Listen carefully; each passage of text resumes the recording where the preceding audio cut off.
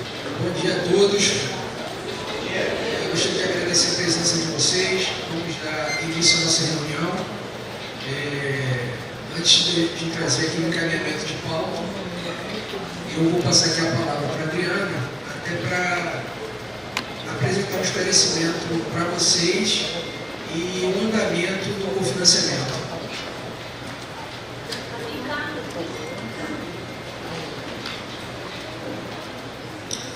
Bom dia a todas as pessoas presentes. Eu trouxe aqui um breve esclarecimento a respeito do cofinanciamento, né? Nos últimos dias recebemos um ofício. Está baixo? Estão me ouvindo bem? Vou falar mais alto. O ofício do Coegemas, né? Pedindo esclarecimentos acerca dos repasses, da forma como eles estão ocorrendo. Eu trouxe aqui para vocês, né, de forma bem resumida, vou mostrar os gráficos também, né? Dos 92 municípios, 8 municípios que enviaram os seus planos de ação logo no início do prazo que foi aberto, até 31 de março, como nós fizemos no ano de 2025, nós solicitamos o pagamento da primeira e da segunda parcela, né? Que seria o primeiro trimestre, que é o que o Estado se compromete, né? As parcelas são trimestrais, são 4 parcelas ao longo do ano. Então, nós solicitamos a primeira e a segunda, 8 municípios receberam. Os municípios que enviaram seus planos a partir de abril, né, nós tramitamos da mesma forma, solicitando a primeira e a segunda parcela, mas por questões orçamentárias, só foi liberado o pagamento da primeira parcela, né? Mas esses 61 municípios que estavam regulares, que enviaram seus planos com os documentos corretos, que não tinham pendências na documentação, na sua prestação de conta, agora já devem estar recebendo, ou receberam ontem ou hoje, a segunda parcela já está sendo creditada. As PDs todas já foram emitidas, exceto de 2 municípios, que depois a gente pode conversar. Os demais, os 23 municípios restantes, ou estavam com pendências na prestação de contas, né, ou com pendências documentais, ou seja, faltou algum documento daquele que é exigido na deliberação 103 e 114, né, que precisa compor, fazer parte das documentações exigidas para iniciarmos o processo do cofinanciamento, ou não enviaram seus planos, que a gente tem ainda um quantitativo considerável, nós estamos quase em agosto, de municípios que não enviaram seus planos. Então, essa é a situação hoje, gente. Eu coloquei ali 68 municípios pagam a primeira e a segunda parcela, tá? Porque todos esses que tinham recebido inicialmente somente a primeira, todos eles já estão com PD e devem receber entre hoje, se não já receberam ontem, hoje no máximo está caindo na conta de vocês, tá? Temos 13 municípios pendentes com prestação de contas. Tem aqui a Andréia e a Roberta da UCI, né? E nós também deixamos, já te entregaram, Felipe, aí a relação disso aí, cadê, Regis? A relação. Deixa aqui na mesa, por favor.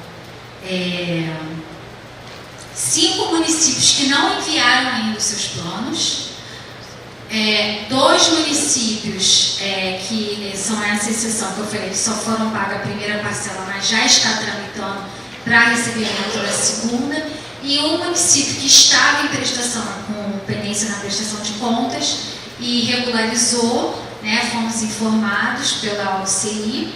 Então, nós já solicitamos a primeira, a segunda e a terceira parcela, mas está tramitando.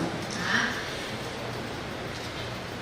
O status do cofinanciamento ordinário: 73 municípios com plano aprovado, 12 com pendências documentais e 7 não enviaram os seus planos. Né? A lista eu estou colocando aqui na mesa, e todos esses municípios que estão ou com pendência documental, depois nós vamos pedir aqui, vamos citá-los, não qual mas pedir que permaneça para a gente poder conversar com vocês, tá bom? E, rapidamente, alguém tem alguma pergunta?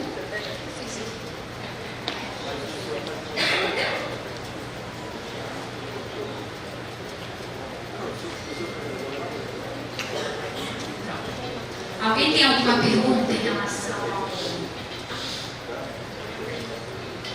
ao cofinanciamento? Alguém gostaria de fazer alguma pergunta?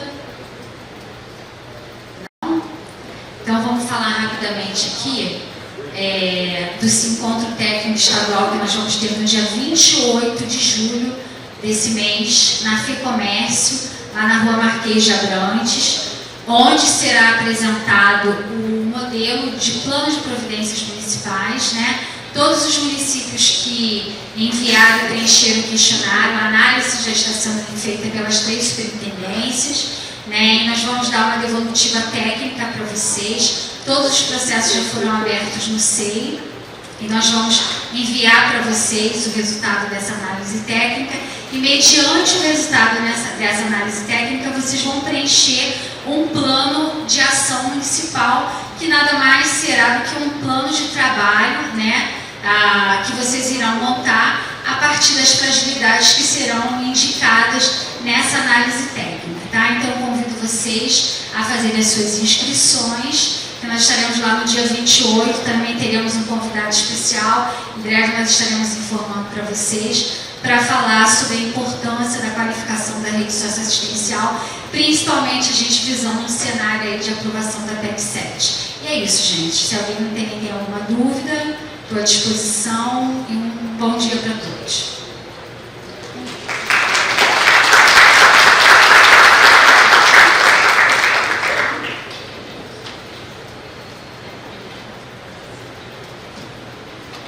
Professor, a Amanda chegou? Professor, Amanda já está aí? Oi?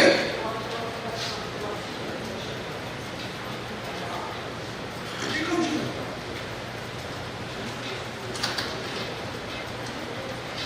Cláudia?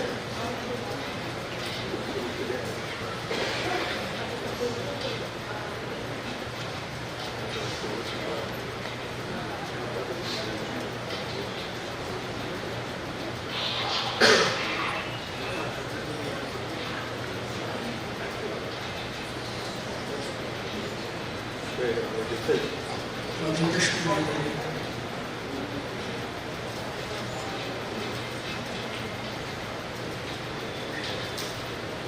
Eu vou passar a palavra para a Superintendência de Proteção Básica, né, a COSEP, para que ela possa fazer a leitura junto com a análise da nota técnica, que será apresentada aqui a vocês para a pactuação.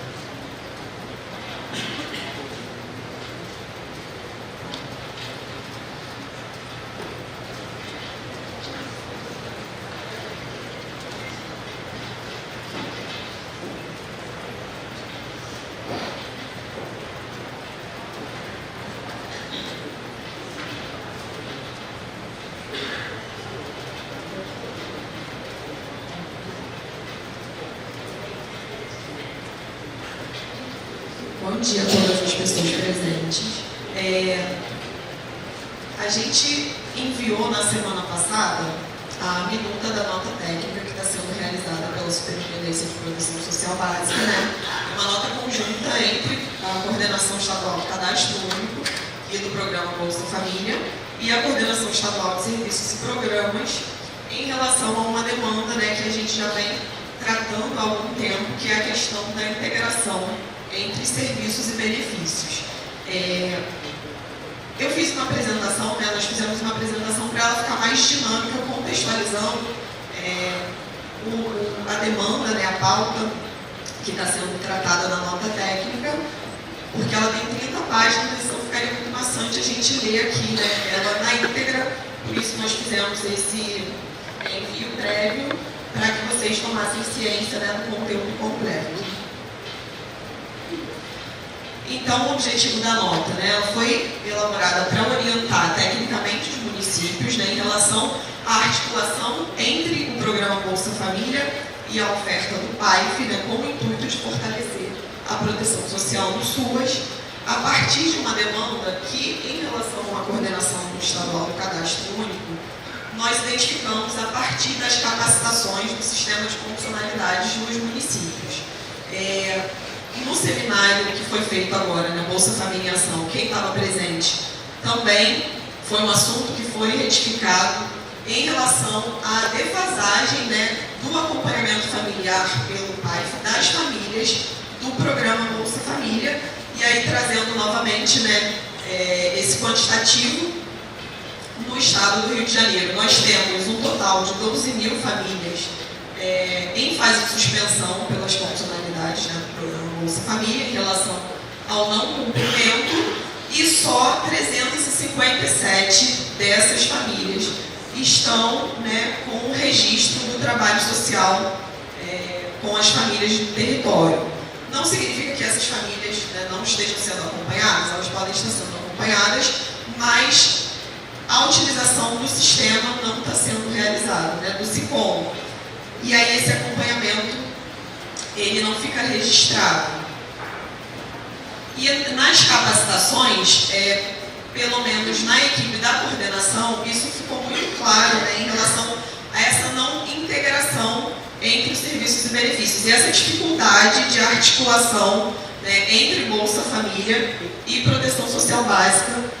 A maioria dos municípios sem esse fluxo definido, sem esse reforço, né, da intrasetorialidade. A gente fala tanto sobre intersetorialidade e nessa parte da intrasetorialidade nós precisamos avançar e reforçar essa questão. Então, ela foi construída, né, coletivamente a partir dessas demandas que foram identificadas nos assessoramentos, nas capacitações, nos apoios técnicos, né, realizados pelas duas coordenações, e as principais dificuldades que nós observamos foram essas, né? Falta de integração entre as equipes do Bolsa e do PAIF, algumas questões trazidas, né? Isso acaba acontecendo em relação a famílias beneficiárias do Bolsa, não só dentro da assistência, mas na saúde e na educação, como se essas famílias gerassem uma demanda a mais, né? Como se fosse um trabalho a mais que o Bolsa Família acaba levando, né, ou para a saúde, ou para a educação, ou para a própria assistência em relação a essa questão da condicionalidade. A ausência de fluxos institucionais, alguns municípios até fazem, né, o repasse da relação das famílias em fase de suspensão para a proteção social básica, mas acaba gerando aí esse ruído em relação a essa questão, e o objetivo da nota técnica é justamente, né, trazer clareza e reforço em relação a esse trabalho integrado. A intersetorialidade, né, com essa dificuldade, como eu falei, a não utilização do SICOM, a ausência do trabalho social com famílias e territórios, em específico nesses casos, né, das famílias em não cumprimento de condicionalidades do programa Bolsa Família. A gente vai trazer um embasamento técnico, né, por que as famílias do Bolsa Família precisam ser acompanhadas pelo PAIF, mas apresentando então a estrutura da nota técnica.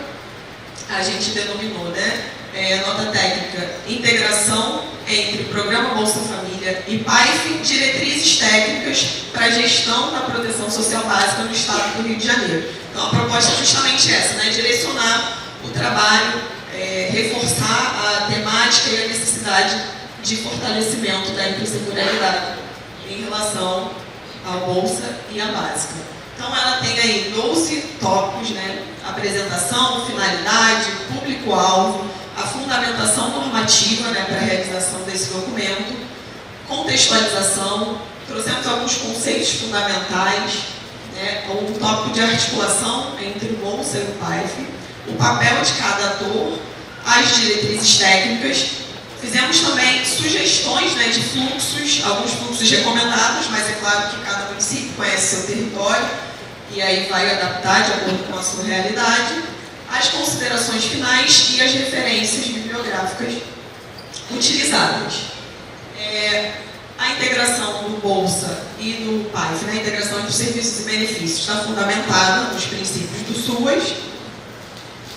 E a nota técnica, ela está fundamentada, né, em alguns instrumentos legais que nós utilizamos, fundamentais em relação a esse trabalho, além da LOAS, da Constituição.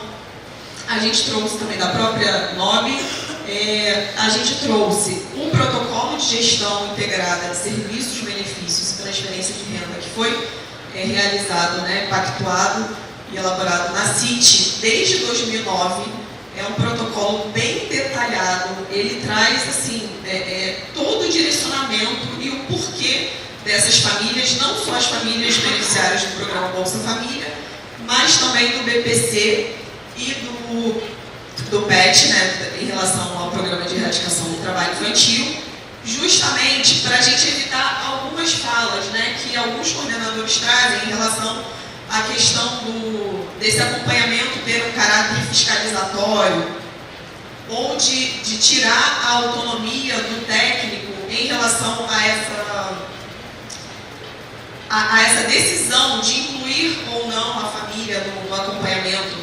A proposta não é essa, a proposta é entender por que essas famílias elas são público prioritário para acompanhamento do PAIF. Então, esse é o objetivo. E aí, claro, né, existem as discussões em relação ao cadastro único, dessa questão do cadastramento do domicílio, que é algo que está sendo, né, que está acontecendo posicionamento do CONGEMAS, enfim, a instrução normativa está sendo revista, né, mas essa questão do acompanhamento familiar é uma outra demanda, é algo que já está discutido e já está estruturado, né, desde 2009, como eu trouxe. Então, a gente não pode confundir, né, as questões e o objetivo desse acompanhamento familiar, né, desse trabalho social com as famílias em território, para que as famílias, né, tenham seus direitos assegurados e consigam superar as vulnerabilidades. E aí aqui a gente trouxe, né, a questão da articulação, que está detalhada também na nota, que o benefício e o serviço, eles atuam de forma complementar, né, ao Bolsa Família, combatendo a fome por meio da transferência direta da renda, contribuindo para a interrupção do ciclo intergeracional da pobreza e promovendo o desenvolvimento e a proteção social com as famílias, enquanto o PAIF trabalha, né, o desenvolvimento do trabalho social continuado, fortalecimento de vínculos, promoção da autonomia e prevenção das vulnerabilidades. Pessoal, eu sou a Michelle, coordenadora de serviços e programas da PSB do Estado. Eu só quero complementar um pouquinho do que a Nádia falou. A gente entende que tanto a PSB quanto o PSB do Rio de Janeiro trabalham muito e às vezes em condições tirando leite de pedra, né? A gente sabe. E aí, por que a gente também trouxe? A gente sentiu a necessidade de trazer essa nota técnica mais robusta, com fluxos, com orientações do MDS, para que a gente consiga, além de realizar o nosso trabalho que a gente já realiza, a gente sabe que se não fosse não existiria, nada funciona nos territórios, mas para a gente registrar isso. Porque muitas vezes a gente atende a mesma família em diversos segmentos separados, isso não é captado. O município não aparece. O trabalho que está sendo realizado ali, que é um trabalho de formiguinha, que é um trabalho que leva tempo, leva técnica, né? Ele acaba sumindo. Então, é muito importante que a gente registre esses fluxos.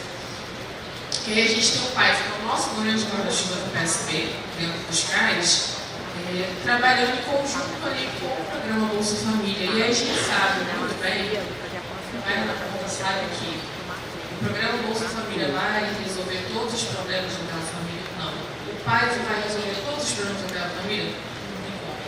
Mas eles dois juntos são muito mais fortes do que se a gente continuar trabalhando pontualmente essa família isolada, né? E aí, em relação ao caráter fiscalizatório, que eu sei que é uma preocupação dos municípios, né? A gente trouxe dentro dos fluxos exemplos de tratados de como fazer esse trabalho em conjunto, mas sem confundir o papel das equipes, tá? Para ficar mais fácil de aplicar esse modelo nos territórios. E aí também eu quero colocar nossas duas equipes à disposição sobre esses fluxos. Caso vocês não entendam ou precisem adaptar, tá? Entre em contato tanto com a COSEP quanto com a COCAD, que a gente vai conversar e vai auxiliar vocês nesse primeiro momento, conseguirem trazer esse fluxo para dentro dos CRAs, certo? Então, dando sequência aqui, né, o objetivo do acompanhamento pela assistência social das famílias em situação de não cumprimento de condicionalidades tem esse objetivo, né, que está trazido na imagem, que é o diagnóstico, a busca ativa, o acompanhamento para a superação das vulnerabilidades e para que as famílias, né, voltem a acessar. As famílias beneficiárias do Bolsa Família, no geral, elas são famílias prioritárias para acompanhamento, né, como traz o protocolo de gestão integrada, porque entende-se, né, que se elas estão recebendo o benefício de transferência, elas estão passando por alguma vulnerabilidade financeira, social, etc. E quando a família ela não cumpre alguma condicionalidade, entende-se que ela não está acessando algum direito social básico, né, seja de saúde, seja de educação ou da própria assistência. Por isso, né, lá na CIT, foi entendida essa prioridade em relação ao acompanhamento por conta dessa questão, né, do não acesso. E aí a integração entre serviços e benefícios, ela é importante para uma proteção social integral, para a identificação, né, prévia dessa violação de direitos que a família possa estar vivenciando, para fortalecimento da autonomia familiar, prevenção, né, do agravamento das vulnerabilidades, planejamento territorial mais eficiente, fortalecimento da busca ativa, né, e maior efetividade da execução da política de assistência. Então, a nota orienta que os municípios instituam fluxos formais, né, para esse trabalho integrado, realizem um planejamento conjunto, utilizem os dados, né, tanto do sistema de condicionalidades quanto do próprio cadastro único, trabalhem com a vigilância socioassistencial, envolvam a vigilância nesse processo.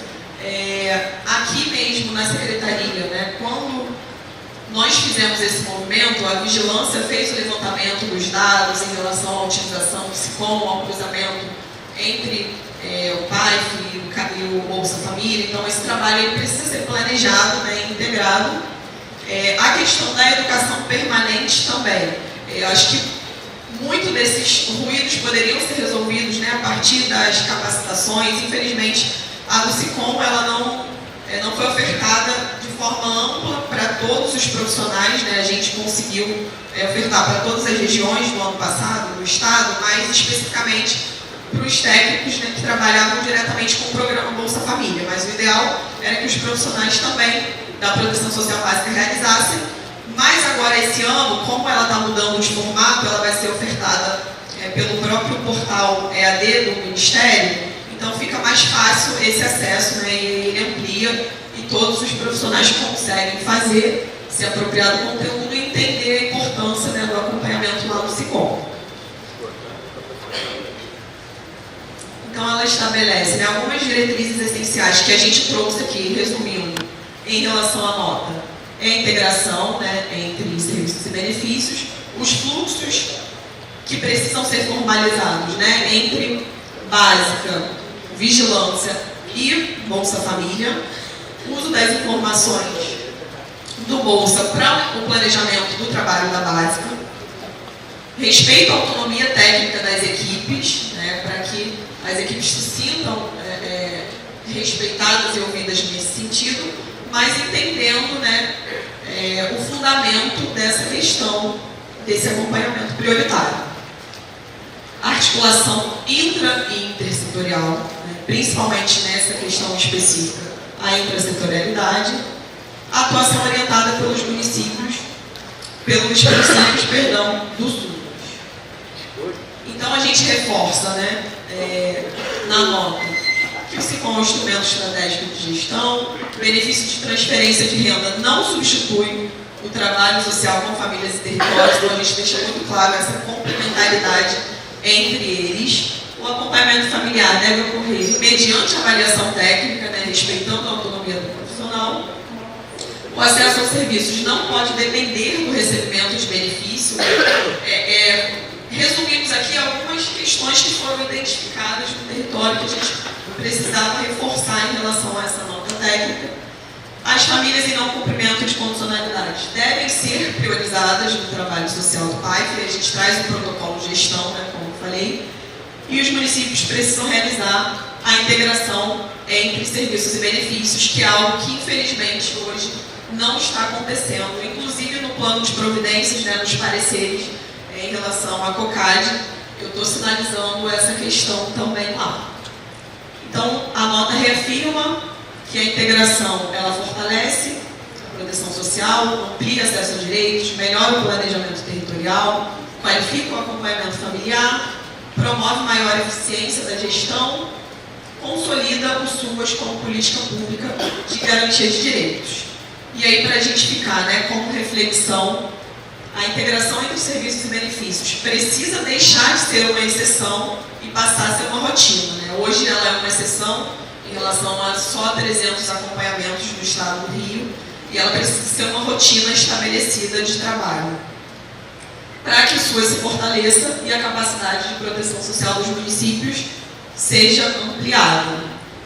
E aí a gente deixa aqui nossos contatos, a nossa ideia, né, após a aprovação da nota técnica e a gente e o envio oficial, né, da versão final da nota, é fazer um assessoramento conjunto, né, com a mesmo que seja online por conta, né, da dinâmica de trabalho, para que a gente converse diretamente, né, com as coordenações do Bolsa Família e as coordenações da Proteção Social Básica, para que a nota seja apresentada para esses profissionais e a gente consiga reforçar, né, esse trabalho nos territórios.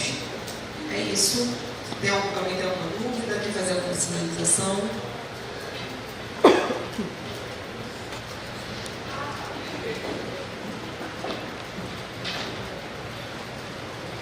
Então, assim, primeiro, parabenizar a equipe pela nota, né? Mas é o óbvio do que está posto. E é muito ruim quando a gente começa a ter, e a gente está vivendo esse tempo, e eu acho que é uma reflexão, que a gente tem que ficar explicando o óbvio, o que já deveria ser rotina. Aí você cria uma nota técnica não para explicar a excepcionalidade. Você cria a nota técnica para dizer é o serviço que tem que ser feito e que não está sendo feito. E a gente precisa refletir sobre isso, porque isso tem tudo a ver com o retrabalho que a gente tem todos os dias na gestão e na ponta. Isso tem tudo a ver com educação permanente e com a necessidade de apresentar os documentos que nós temos construídos ao longo desses anos desse sistema. Nós estamos falando ali de protocolo de integração de serviço e benefício. A nota técnica, e não estou desqualificando, tá? Entendam. Mas eu acho que é uma reflexão que precisa ser feita, porque senão as pessoas estão achando, possivelmente alguns de nós podemos achar, que está sendo construído a roda. A roda já está construída. E a gente não tem usado. A gente precisa retomar a PNAS. Se a gente tem que começar e explicar o óbvio, vamos explicar o óbvio da alfabetização lá do início, porque, gente, é cansativo. É cansativo. Porque junto com isso, vem todo um movimento de que é um sistema que deixa de ser único, porque nós não somos mais um sistema único. Nós temos 5 secretarias no MDS que governam o nosso fazer. Governa, porque a cada dia, cada um emite uma resolução, uma portaria, uma normativa, um fazer, um manual. E a gente que lute para poder executar. E aí, se a gente na ponta não souber que família do programa Bolsa Família tem condicionalidades a serem acompanhadas, eu não queria usar a palavra cumpridas, mas assim, acompanhadas, e que este é um dos nossos serviços, ponto. Mas vem o viés histórico, sabe, Edu, e faz o que com a gente? A gente vira por muito tempo a subagência precarizada da Caixa Econômica e a quitandinha, o supermercadozinho do bairro, benzinho, bem pequenininho, bem frágilzinho.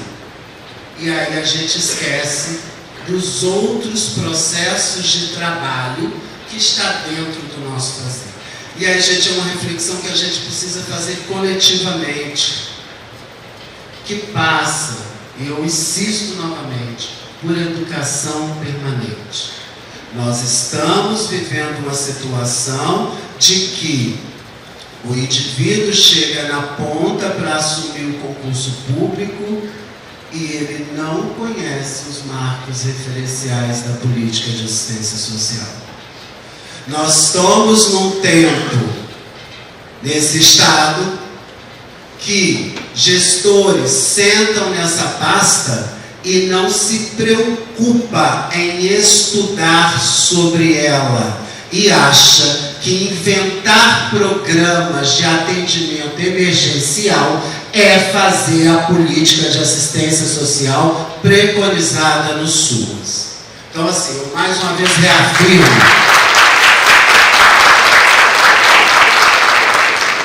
E tem um negócio importante, porque hoje é moda, você não discorda para qualificar a discussão. Você discorda para não fazer o serviço. A discordância não é porque eu leio e eu discordo daquilo que está posto, porque eu tenho entendimento, porque o meu saber adquirido me traz uma reflexão que por este caminho a gente pode alterar aqui e alterar ali. Isso é salutar.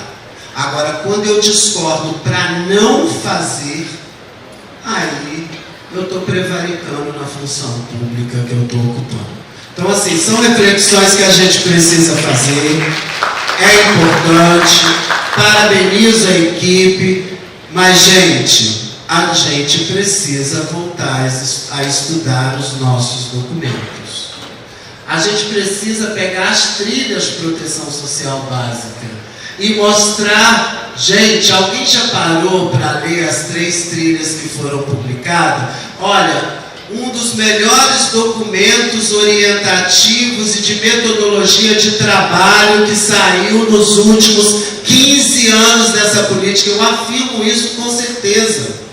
Leiam as trilhas.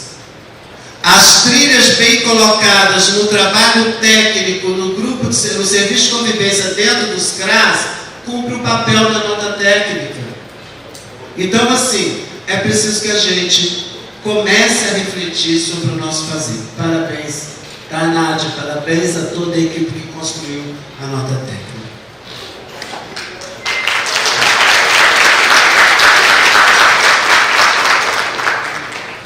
Obrigado, Nádia. Obrigado, Michele. Podemos pactuar? Pactuado, então, nota técnica. Obrigado, meninas.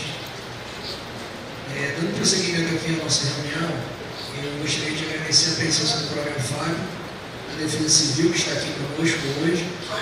Ele vai trazer algumas considerações de protocolo por conta da previsão climática da Convenção da UIN.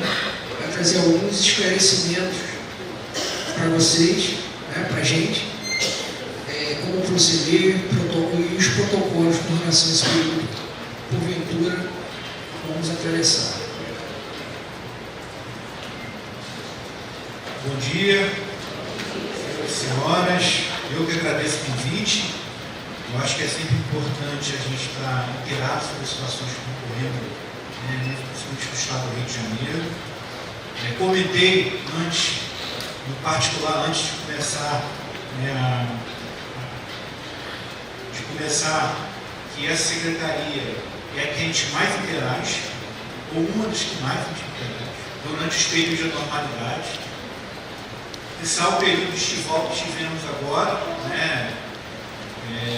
período do verão.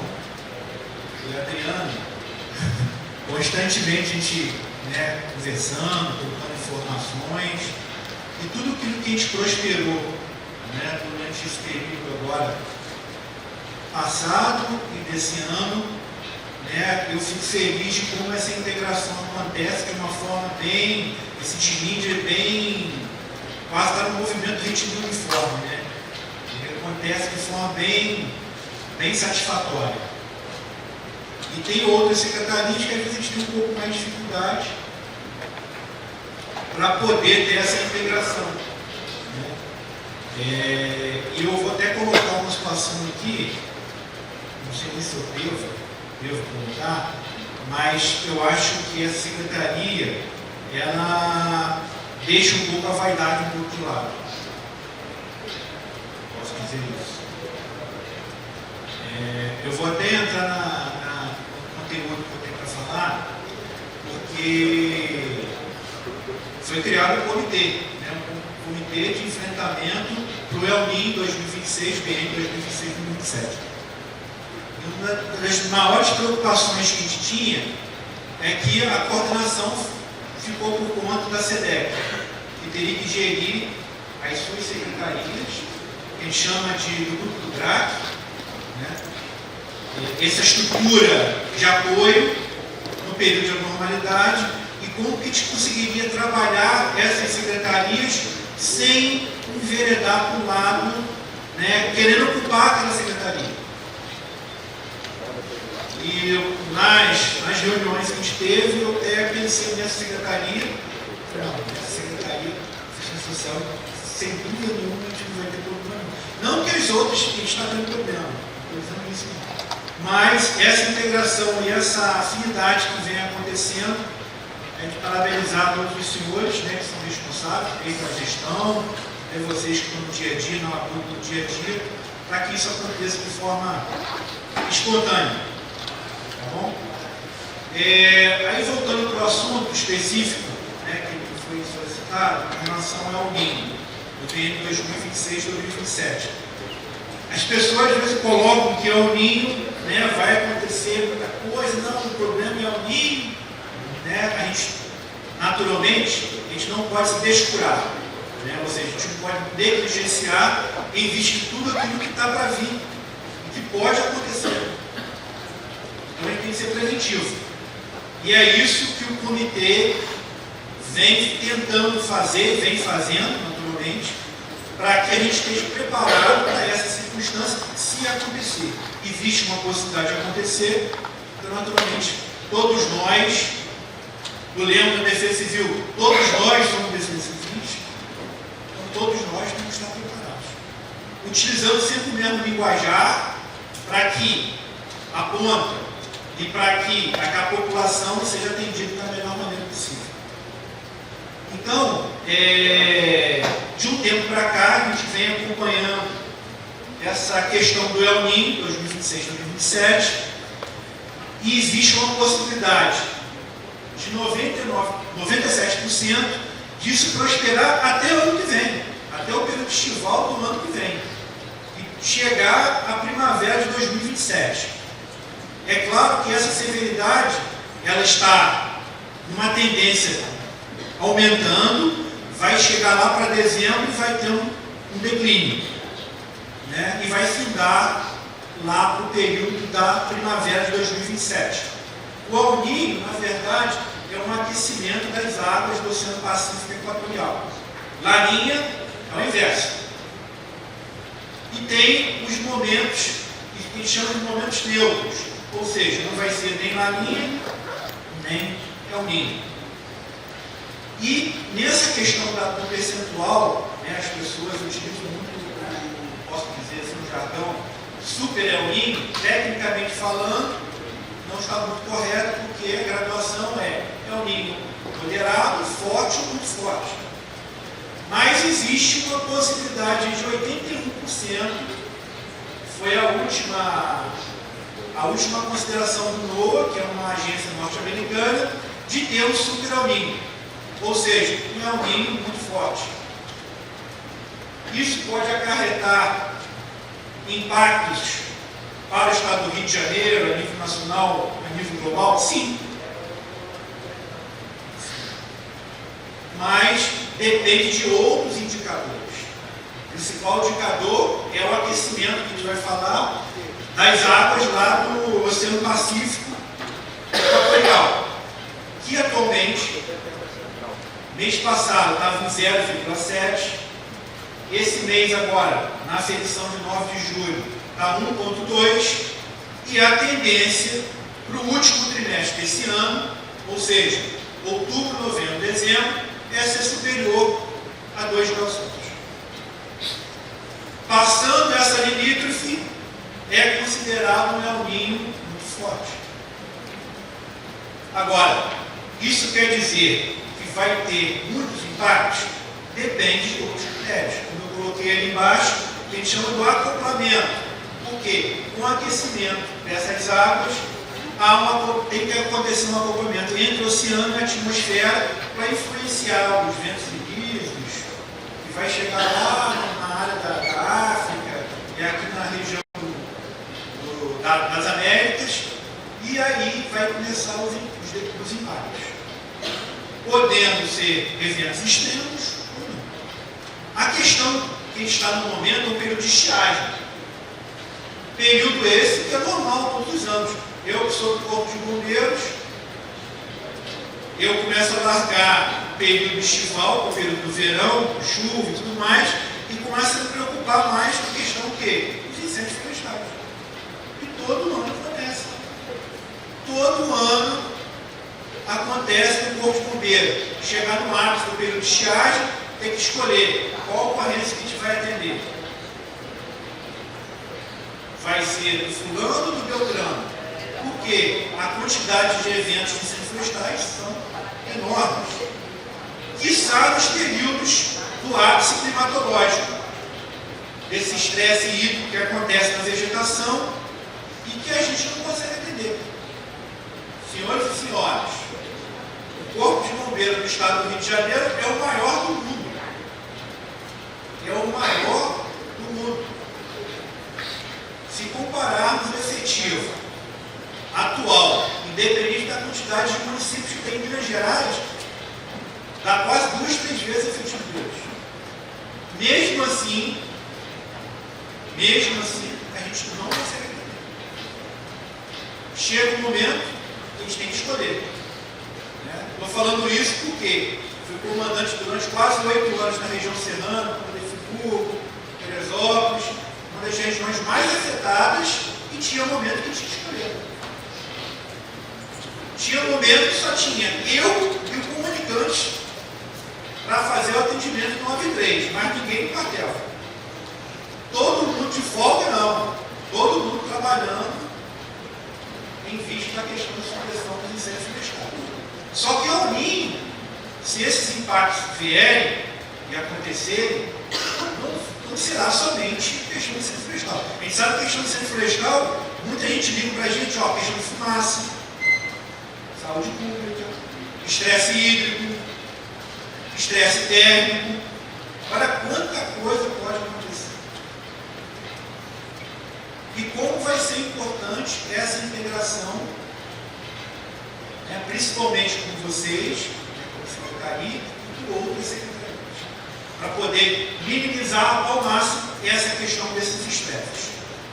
Lembrando que a gente tem uma distinção no nosso território, graças a Deus é muito grande, muito extensa. Então, a condição do El Niño, do BN 2026-2027, é um pouquinho diferente dependendo da região.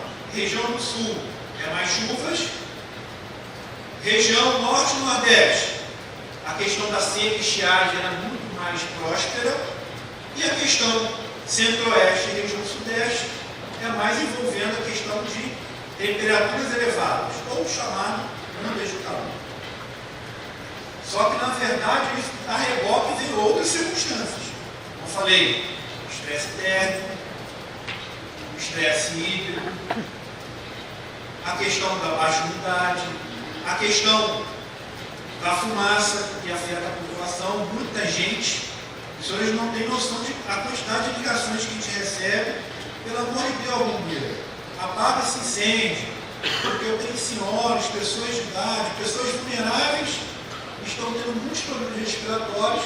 A questão da umidade também vai agir de forma preponderante para essas pessoas. Então, resolve esse problema. O bombeiro está atuando. Mas a questão antrópica, ela prospera muito mais do que o que bate no corpo de bombeiros. Os incêndios florestais, eles não são, esse negócio de hollywoodiano aí, parece que nos cinemas, de forma natural, acontece sim. Mas pode botar aí menos de 5%. O resto é questão antrópica, ou seja, as pessoas colocam por diversos motivos. Especulação imobiliária, limpeza de terreno, diversos. Não é à toa que a gente tem uma distinção. Você pega, por exemplo, como a de Friburgo. Friburgo é mais voltada para a questão de especulação imobiliária, limpeza de terreno. Você pega a Teresópolis, uma área lá de Vieira, é mais voltada para a parte da agricultura. As pessoas colocam fogo para limpar o terreno. Só que escolhe uma época terrível. Porque ela limpa o terreno dela, que não deveria fazer, né? E se propaga para outras propriedades adjacentes. E o incêndio, senhores, não adianta botar a aeronave, o incêndio vai correndo. Quem conhece Friburgo, é um incêndio que aconteceu em 2019, começou no teleférico, quem conhece o teleférico aí, chegou na estrada lá de Teresópolis, depois de 2 semanas, e não conseguiram bater. 3 aeronaves combatendo, todo efetivo empenhado, mas não seguramos. Aí os impactos esperados, a gente está começando a fazer algumas reuniões com as secretarias, como coloquei em vista dessa questão do comitê. Quarta-feira, conhecido como amanhã, a gente vai ter reunião com os senhores, né, e outras secretarias, mais do INEA e de Educação, para falar da particularidade envolvendo cada secretaria, daquilo que cada secretaria poderia nos auxiliar, ou melhor dizendo, aquilo que a SEDEC poderia auxiliar as secretarias para a gente trabalhar em conjunto integrado com relação a essas questões aí, envolvendo o El Niño. Eu posso dizer para os senhores que a nível nacional existe muita gente se esforçando para que esses impactos não aconteçam. Existe muito. Mas o grande problema é o seguinte: interoperabilidade. Cada um quer fazer o seu, que eu acho importante, né, como foi comentado aqui, mas o desgaste, porque pessoas ou entidades ou instituições fazendo o mesmo trabalho para ter aquele mesmo objetivo. Então é isso que a gente quer fazer, coadunar com os senhores, com outras secretarias, para que a gente tenha um esforço único, para ver o que a gente pode minorar com relação a esses dados que a gente vai ter que perlustrar, né, caminhar, para poder te fornecer para a decisão final aí, os componentes aqui da mesa, das outras secretarias, como secretários e secretárias. Eu digo que para acompanhamento de incêndios florestais, por exemplo, existe mais de 10 plataformas, seja de cunho privado ou de cunho público. Todas elas com a mesma finalidade. Prevenção de incêndios florestais, principalmente voltado para a parte satelital. Se a gente conseguisse juntar os 10 para fazer um sistema único, como que a gente ganharia? Sem contar as entidades que iniciam um trabalho, mas às vezes o seu trabalho árduo não se consegue prosperar, né, com aquela finalidade.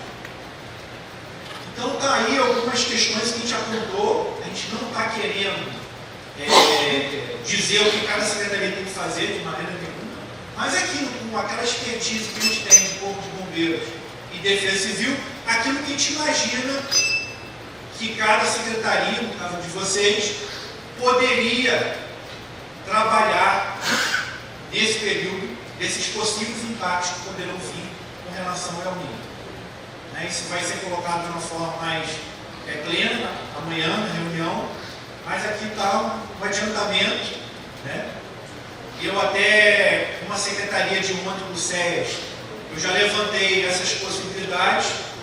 Ele até pediu para adiar a reunião para outra semana. Não, vamos pensar aqui o que a gente pode trabalhar. Eu vou chamar o meu corpo técnico, né, com relação àquilo que você está apontando, e a gente marca para outra semana esse corpo mais técnico, que labuta nessas áreas, envolvendo dados da secretaria, para a gente ver o que a gente pode trabalhar em conjunto. É ótimo, é isso que a gente quer. E também deixo aberto aqui também, se quiserem remarcar para outra semana, pensar nas questões que estão sendo apontadas na apresentação, sem problema nenhum. Eu acho ótimo. É isso que a gente está trabalhando com cada secretaria. Aí a questão dos apontamentos, basicamente, é o que foi colocado no viés anterior, né? A questão da insegurança alimentar, acolhimento temporário. A gente vai ter uma reunião hoje, na verdade está acontecendo, com a Airbnb, e eles estão ofertando, vão ofertar, melhor dizendo, locais para abrigos. A gente não sabe, a gente tem que colocar no documento abrigos. Mas a gente já pensando no seguinte, período de calor extremo. A gente chama ilhas de calor, principalmente no centro do Rio. Poderíamos ter um local no centro do Rio para acolher essas pessoas, um local climatizado, que as pessoas pudessem, né, se hidratar bem e ficar no momento dos ápices, né, dessas ondas de calor que podem acontecer, principalmente no período de 11 horas da manhã até as 15 horas. Isso já é um pensamento que a equipe que está tendo essa reunião com a Airbnb vai propor se eles podem ajudar nesse aspecto. O deslocamento de familiares, né, de famílias que podem acontecer, a interrupção de serviços essenciais. A primeira reunião que a gente fez com o eixo foi o eixo envolvendo energia. Por quê? Sem energia, a gente não faz mais nada. Então, foi o primeiro eixo que está criando protocolos para ver como a gente vai trabalhar essas circunstâncias desses picos de energia, dessas faltas de energia que podem acontecer, se realmente esses impactos vierem para o estado do Rio de Janeiro. A demanda por assistência humanitária, né, o que os senhores fazem de forma exemplar, e populações prioritárias. Como que a gente pode atender essas populações em relação a isso? Existe um trabalho que já foi até realizado pela Executec da SEDEC, que é um mapa de risco. O que esse mapa é? Foi pegado um mapa de suscetibilidade de incêndios florestais, ou seja, os locais que têm maior incidência ou maior probabilidade de incêndios florestais. Foi colocado lá os locais com risco alto e muito alto. E você clicando no mapa, nessas áreas, você consegue identificar quantas edificações tem ali, quais tipologias de cada edificação, quantas pessoas tem, a identificação de cada uma dessas pessoas, que na verdade foi pego o arquivo do IBGE 2022, né, que é também uma ferramenta, se os senhores quiserem o acesso, depois eu posso passar para a Adriana passar para os senhores. Aí a questão do comitê, que eu falei para os senhores, foi criado um comitê pelo decreto 50.357 de 2026, e nesse decreto, no artigo 5º, no artigo 6º, ele determina as câmaras técnicas. São 4. Mas a gente achou por bem desmembrar, nesse momento, esse preâmbulo de preparação, podemos dizer assim, os eixos estratégicos. Os senhores fazem parte de um desses eixos. E a gente vem fazendo reunião com cada eixo, com cada secretaria, para depois a gente regimentar, não no sentido militar, mas de congregar os senhores nas câmaras técnicas para poder, assim, até porque nesse primeiro momento, esse primeiro contato, a gente está conhecendo algumas secretarias, vendo o que elas podem disponibilizar e o que a gente pode também, de forma recíproca, disponibilizar para eles. E o eixo transversal, na verdade, o eixo transversal é a parte de governança, né? A gente está gerindo essas secretarias. Aí está o eixo 9, que é da assistência social, que é o que a gente vai começar a trabalhar com os senhores. Existem outras secretarias que estão envolvidas nesse eixo 9, mas os senhores são, né, vamos dizer, a ponta aí desse iceberg. A gente está tentando trabalhar esse eixo número 9. Aqui é só uma colocação que a gente colocou, a gente está colocando um oficial para cada eixo, ou seja, um oficial da SEDEC, que na verdade vai facilitar esse contato com os senhores, para poder a gente evoluir com relação a essas reuniões. Eu não me alongar aqui, mas aí está a questão de algumas sugestões também que a gente fez com relação envolvendo acolhimento e integração. Tá bom? O que a gente tem atualmente? Uma das ações que a gente está realizando com relação a essas ações voltadas para minorar essa questão do El Niño é a força especializada, que não sei se a Adriana já chegou a ver os documentos que a gente emite diariamente, dashboards, relatórios integrados com relação à parte satelital do Centro Florestal. A gente emite também mapas envolvendo a questão de umidade e temperatura das cidades, com maior ápice. A gente emite também outros tipos de documentos envolvendo até aquela questão de homologação de reconhecimento federal e vários outros documentos que a gente emite. E essa força especializada vai estar à disposição dos senhores, de todas as secretarias, para a gente ver o que a gente pode colher de dados ou a gente passar para os senhores, para poder a gente informar as autoridades com relação a tudo que vem acontecendo, o que vem acontecer com relação ao El Niño.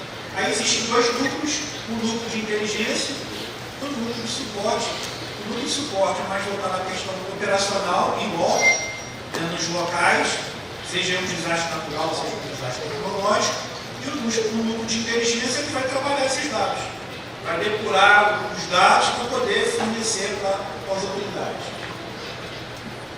Aí algumas ações que a gente implementou, o plantão de incêndio florestal seca e estiagem já foi editado, já está disponibilizado. A sala de situação do El Niño, que é a sala de situação que já foi aberta, que a gente chama de IGR, que é o Gabinete Integrado de Gestão de Risco, seguindo o que o Plano Nacional de Proteção de Defesa Civil prescreve, os marcos de SINDAI. Lembrei do que o senhor falou. O marco de SINDAI previa o que nessa reunião de 2014 previa que até 2025 tivesse o que a gente chama de RRD, Redução de Risco de Desastres. E a gente ainda, apesar de ser uma assinatura de 2014, constantemente a gente precisa estar trabalhando isso, lendo, para que todos consigam trabalhar antes do desastre, não durante o desastre. Temos que sair dessa cultura reativa para uma cultura proativa, trabalhando o risco. Então essa sala de situação já vem trabalhar isso. Por isso que a gente abriu o comitê, por isso que nós chamamos de secretarias, para a gente trabalhar antes dessa normalidade que possa acontecer nesse último trimestre. Aí a força especializada que eu comentei, a operação Extinct já foi aberta, e na verdade é um reforço operacional, principalmente para algumas unidades, principalmente da região serrana e norte e nordeste, que são as áreas mais afetadas. O fortalecimento dos municípios, que a gente conta com os senhores, que estão aqui, então os municípios aqui presentes. Fico feliz de estar podendo falar com os senhores. A gente fortaleceu os municípios, comunicar os municípios como devem proceder, fizemos treinamentos com eles com relação a simulados, confecção de plano voltado, planos de contingências, voltado para a parte de seca, estiagem, incêndio florestal. Vamos fazer treinamentos com eles, voltado para a parte satelital, monitoramento de incêndio florestal e assim por diante. E o painel de fogo, o mapa de risco, na verdade, é uma parceria que a gente está fazendo com o CECICAM e com a Google Wildfire, que é uma plataforma, todas elas voltadas para a parte de monitoramento de incêndio florestal. Aí a sala de situação, aí o plantão de incêndio florestal, à direita o plantão de envolvendo somente animais. Quem viu aí as questões que aconteceram no sul, viram que todos os animais surgiram, a gente vai fazer um plantão específico para não humano, ou seja, envolvendo somente animais. A previsão é de entregarmos isso pronto até o final de agosto. Aí vem aquela circunstância de homologação. No ano de 2026, agora, no período estival, tivemos 33 municípios que entraram no processo de homologação. Podemos dizer um pouquinho mais de um terço dos municípios do estado do Rio de Janeiro. Os senhores acham que somente um terço foi afetado? Os senhores acham que os senhores auxiliaram de forma complementar e suplementar somente 33 municípios? Acredito que não. Às vezes, constantemente a gente vinha conversando, a Adriana vinha conversando comigo, não, Coronel, mas município tal, não entrou para o processo. Né? A gente sabe que, até a gente estava conversando antes, existem as normatizações que falam sobre isso, a resolução 241 da SEDEC, que é do Estado do Rio de Janeiro, a portaria 3646, a 360, todas elas emanam sobre esse aspecto de homologação de situação de emergência e reconhecimento federal para as situações de anormalidade dos municípios. Se o município ele quer auxílio do ente estadual ou do ente federal, ele precisa homologar ou reconhecer. Seja ela a medida complementar ou suplementar que o município solicite. Então, conclamo aos senhores, né, que procurem orientar os municípios, porque a nossa maior preocupação é evitar problemas futuros. Eu estava até comentando agora há pouco que tiveram 2 municípios que esse mês me ligaram perguntando se tinha viabilidade de homologar uma situação de emergência em janeiro de 2026. São 10 dias. Não são 10, quase que eu falei, não são 10 meses, são 10 dias. Não tem viabilidade nenhuma. Não tem viabilidade nenhuma. Aí a gente vai dizer o seguinte, existe o viés, quem sabe o viés político, existe muita coisa envolvendo, mas a gente sabe que muitas das vezes a Adriana ficava, a gente já orientou, tem município que a gente tem que fazer pelo município, mas chega um momento que, se não tiver a assinatura de gestor público ali, não tem como. Por que eu estou falando isso para os senhores? Período de 2022 a 2025. 2022, 2023, 2024, 2025. Eu não botei 2026 porque está começando a estiagem agora. Somente 2 municípios impetraram o processo envolvendo questões climatológicas ou meteorológicas nesse período de estiagem. Ou seja, nos períodos de estiagem desses anos. Somente 2. Por que eu estou passando isso para os senhores? Eu já estou de forma proativa, né, antes que a Adriana enlouqueça, que o histórico é que os municípios não costumam homologar ou nem reconhecer. Esse é o histórico. Ora, foram 116 processos nesse período. Somente 2. Isso significa 1,7. E foram somente aqueles 2 municípios ali, Mangaratiba e Guapimirim. Mangaratiba!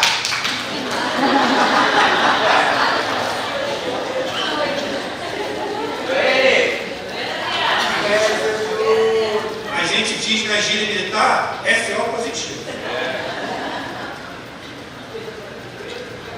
Senhores, é o fluxo que a gente espera com tudo que eu falei, das ações, dos comitês, das câmaras técnicas, dos eixos, para a gente, de mãos dadas, tentar minorar ao máximo, né, os possíveis impactos. Isso aí é uma mensagem que eu boto para todas as secretarias, para trabalhar o âmbito e o IO de cada secretaria. Mas para vocês, é só protocolar. Né? A gente não quer dizer o que os senhores vão fazer, a gente quer integrar. É isso que a gente quer. A gente quer integração. Tá bom, senhores? Obrigado. Desculpa me alongar aí.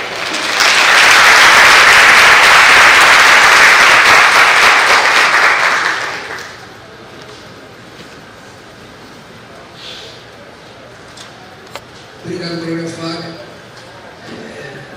Eu acho que tem sido a característica hoje de nós, trabalhadores do SUS, como o senhor bem pontuou, a questão da vaidade, né? Mas é uma característica do grupo que hoje está, né? Tanto na esfera estadual quanto na esfera municipal, dessa integração e desse trabalho conjunto, tendo como olhar a população, né? Não interesses individuais que tanto atrapalham a política pública. Eu deixo aqui meus parabéns a todos vocês e mais uma vez agradecer ao Coronel Fábio. Obrigado, Coronel.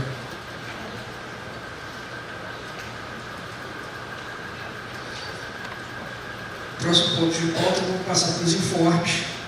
Eu vou passar aqui a palavra a Joyce.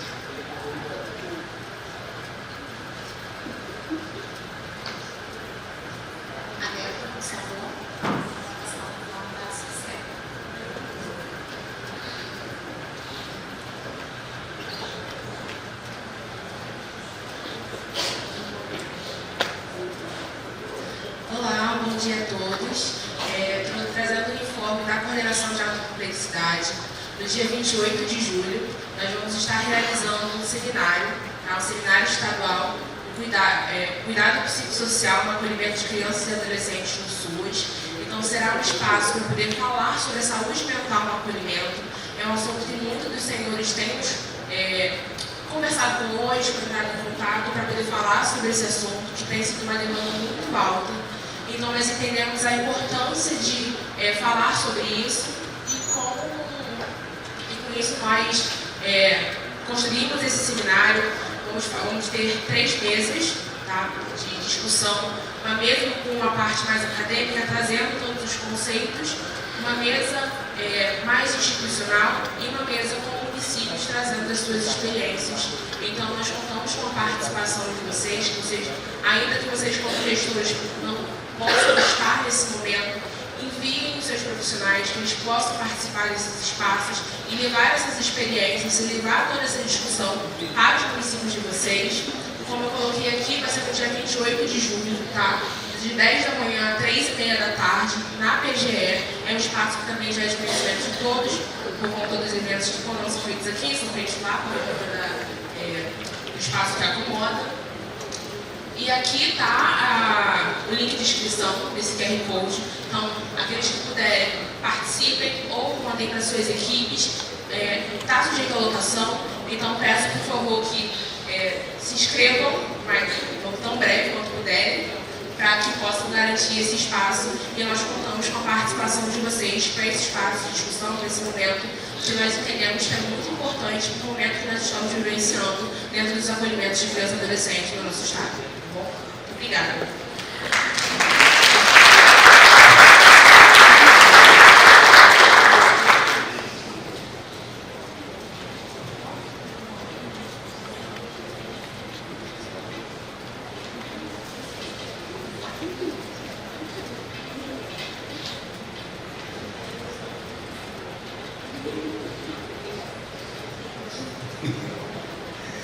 Bom,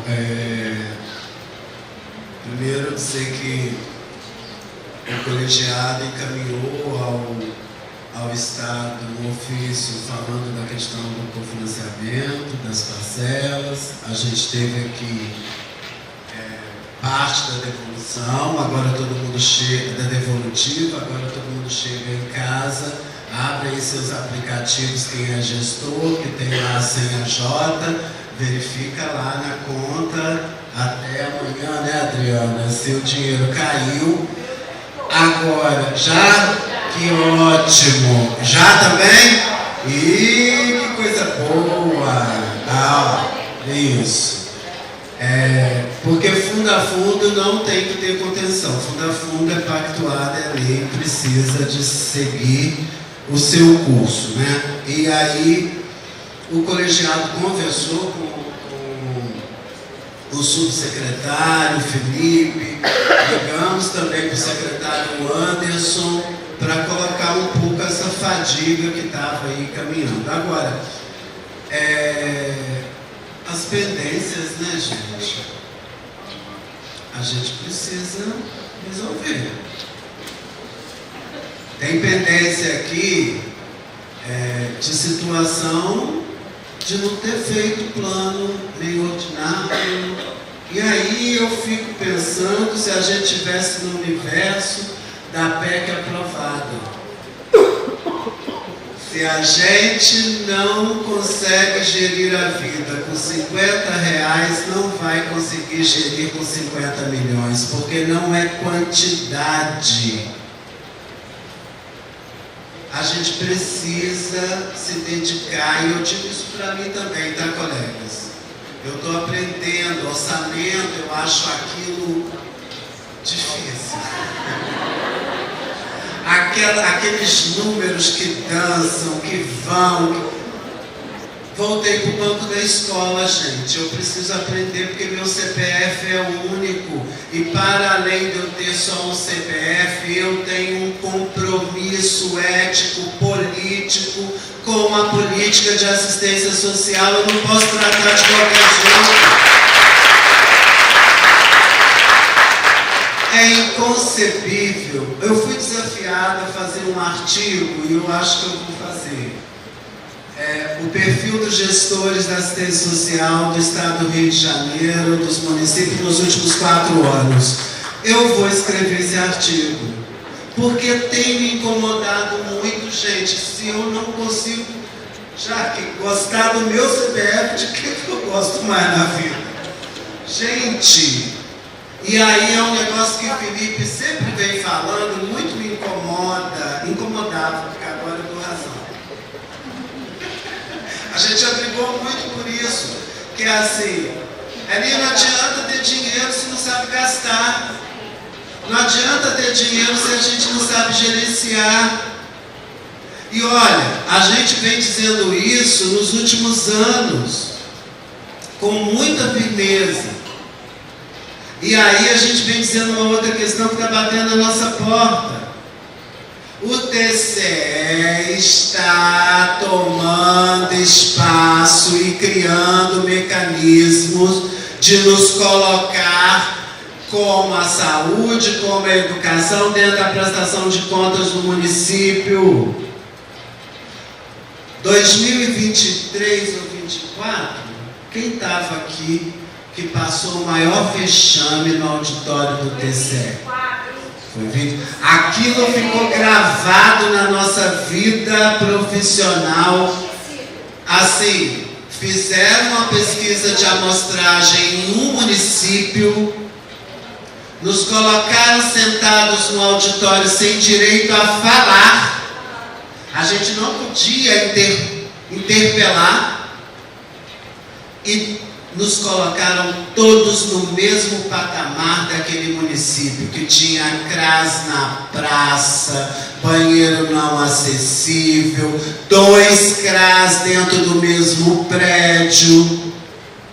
A gente passou um vexame, porque a minha realidade não é essa. A realidade de muitos colegas aqui que eu conheço não é essa. Mas a gente passou uma vergonha alheia.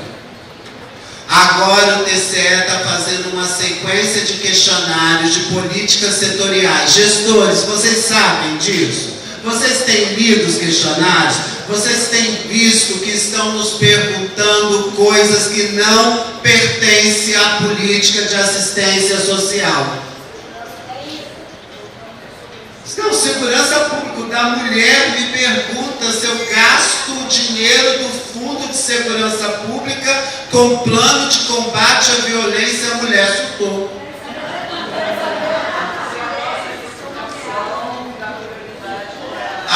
Se a nossa licitação dá prioridade para empresas que empregam mulheres em situação de vulnerabilidade. Quer dizer, gente, e aí, olha só. Quando o território é frágil, qualquer coisa que vem se instala. Podem esperar. E junto disso, Patrícia de Paraty trouxe, e aí, Felipe, eu estou colocando tudo na mesa para a gente dar um encaminhamento, que a gente precisa dialogar com esse povo. Enquanto isso, Patrícia hoje trouxe a deliberação 361, que o TCE soltou o ano passado, que fala de benefício socioassistencial, que gerou grandes dúvidas para Paraty. Eu disse a ela que eu não recebi ainda, mas pode ser a realidade de outros municípios e, se é uma deliberação do TCE, vai chegar na nossa mesa a qualquer momento. A gente precisa conversar sobre isso. Porque, olha, quem viveu aí esse questionário sobre CRAS e CREAS do TCU, e a gente vem dizendo há muito tempo, coleguinha, você está recebendo dinheiro para execução de serviço de convivência e fortalecimento de vínculo há anos, e você está gastando com o quê? Porque lá você não está cumprindo o seu público prioritário, seus CRAS não têm serviço de convivência e fortalecimento de vínculo. Ó, está chegando o TCU. E aquele questionário que nós respondemos, ele foi conversado com a SNAS, com a Secretaria Nacional. E mesmo assim, ele é capcioso, ele é muito cheio de armadilha. E se a gente não entende o que faz o CRAS, o que faz o CREAS, você cai numa armadilha com o seu CPF. Então eu quero pedir a vocês que nós precisamos fazer uma força-tarefa. O meu sonho, desde 2009, é que esse Estado pudesse ter uma escola de gestores. A gente até hoje não conseguiu avançar nisso. A gente precisa receber quem vier com indicação política, porque eu só ocupei os lugares na Secretaria de Assistência Social por indicação política.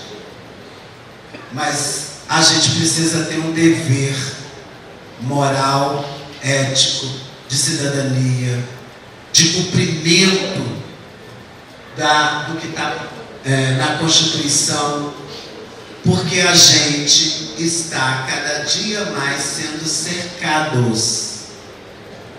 Então, assim, a gente tem essa demanda do TCE que a gente precisa, Felipe, ver como é que a gente dá encaminhamento.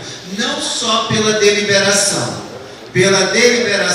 e pelos questionários de políticas setorizadas que eles estão encaminhando para as controladorias e acaba na nossa mesa para responder. Porque, por exemplo, a política para mulheres, ela perpassa só pela assistência social, educação, saúde, desenvolvimento econômico, cultura, trabalho e renda. E aí é perguntado só para nós. E aí é perguntado para nós sobre o Fundo de Segurança Pública, que eu nem sabia que existia uma normativa, que eu também estou lendo lá para poder responder a bagaça do negócio. Então, assim, a gente precisa conversar com essas pessoas que, para saber sobre nós, dialoguem conosco. Agora, nós também precisamos saber explicar o que a gente faz, porque também chamar para conversar e a gente ficar no achismo, sem antes estudar, aí vai ser vergonha alheia. Mas eu acho que a gente tem que dialogar com o TCE desse Estado, porque ele está falando de algo que eles não conhecem e que eles não vivem.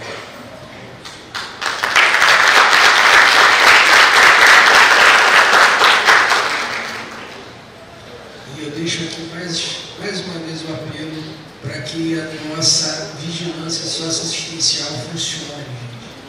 Porque não adianta ter recurso, mas não ter planejamento e não ter indicadores. Tudo que for feito na assistência e for questionado, principalmente pelo Judiciário, o Judiciário agora junto com o Ministério Público, tem trazido a questão das ILPI, a exigência de instituir ILPI no território sem conhecer o território. Então tem território aí que não tem demanda de LPI e está tendo que construir LPI. E vocês só vão conseguir demonstrar isso e sinalizar isso por meio de números, por meio da vigilância socioassistencial. Se ela não funcionar, vocês não vão ter como contra-argumentar essas determinações do Judiciário e do Ministério Público. Eu vou passar a palavra agora para o Paulo, da Subpredec, o superintendente. Ele tem um informe para a gente.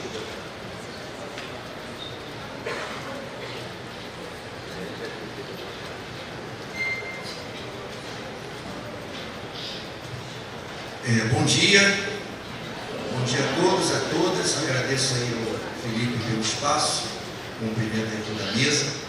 Bom, meu nome é Paulo, estou aqui representando a Subsecretaria de Prevenção à Dependência Química, que está dentro do guarda-chuva da SEDSOD, e também representando o Conselho Estadual de Políticas sobre Drogas. A razão da minha vinda aqui é para pedir ajuda aos senhores. Por quê? Porque nós já de um bom tempo oficiamos os municípios, os 92 municípios, tentando entender, Felipe, a realidade de cada município dentro dessa política de drogas. Sabemos que cada município tem as suas pastas respectivas. Precisaríamos entender em cada município qual a pasta que cuida do tema, e alguns são da assistência, outros são da saúde, enfim. Mas, infelizmente, o nosso retorno foi muito pequeno, muito pequeno. Dentro dos 92, eu posso dizer aos senhores que tivemos retorno de 3 municípios. Então, o que eu quero pedir aos senhores? Que nos ajudem. Nós vamos, através dos e-mails, mandar uma comunicação, né, às secretarias. Mesmo que lá no seu município não é a sua pasta que cuida do tema, mas você pode nos ajudar a fazer a ponte com quem faz a política no município. Porque nós entendemos que uma política pública ela tem que funcionar na ponta. É no município onde as pessoas buscam ajuda. E no tocante ao uso abusivo de drogas, não é diferente. Então nós queremos dialogar com os municípios. Já aproveito aqui, coloco a nossa subsecretaria à disposição. Nessa quinta-feira agora na OAB teremos a primeira conferência do Conselho Estadual de Políticas sobre Drogas. Os conselhos municipais têm um papel extremamente importante, porque é no conselho que você traz o poder público, você traz a sociedade civil e você aborda, você dá holofote, luz ao tema. Então o nosso objetivo é entender a realidade de cada município e juntos enfrentarmos. Mas quando eu falo enfrentarmos, não no sentido de combater, de reprimir, mas no sentido de juntos construirmos uma política pública que realmente funcione, que realmente traga resultado. Então, como já foi falado aqui, a importância, né, do diálogo, a questão do uso das drogas perpassa também pela assistência, perpassa pela saúde, pela educação, pela cultura, trabalho e renda. Nós temos que oportunizar a essas pessoas novas expectativas de vida, oportunidades de vida. Então, esse é o papel nosso enquanto Estado. Então, doutor Felipe, nós carregamos uma grande responsabilidade como gestores públicos de realmente fazer a coisa acontecer. Então, a Subsecretaria de Prevenção à Dependência Química tem esse objetivo. Trago aqui um abraço da doutora Nadap, que é a nossa subsecretária, e gostaríamos de contar com a colaboração dos senhores nesse sentido, tá bom? E estamos à disposição para uma reunião online, uma visita lá no seu município, de conversarmos e dialogarmos sobre o tema, tá bom? Agradeço a todos aí pela oportunidade. Um bom dia.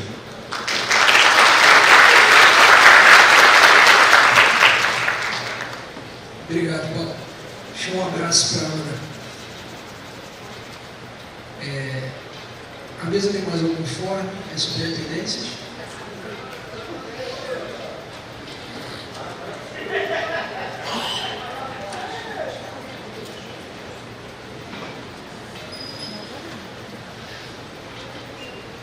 Oi, gente, bom dia. Tenho aqui alguns avisos. Primeiro é sobre o nosso encontro estadual da educação permanente, construir e efetivar planos. Esse encontro vai ser a culminância do ciclo de assessoramentos que a gente fez de forma online, né, com os técnicos da educação permanente. E nesse encontro a gente conta com a presença, né, tanto dos técnicos, mas também dos gestores, né, porque a gente vai estar falando especificamente sobre a oferta de educação permanente, como fazer o monitoramento e avaliação das ações, e a gente vai ter como convidado o coordenador geral da gestão do trabalho de educação permanente, que é o Marcílio Marquezini. Então ele tem ampla experiência, né, e conhecimento das iniciativas que acontecem em todo o Brasil, né, em vários estados, vai poder falar com base nessa experiência, né, conhecendo municípios diversos, né? Então acho que vai ser um momento de muita troca. A programação está planejada para ser manhã e tarde, né? Começando às 9 horas e 5 a gente ir embora. E vai acontecer no Teatro Sejudan Rio, que fica no Rio Comprido, aqui no Rio de Janeiro.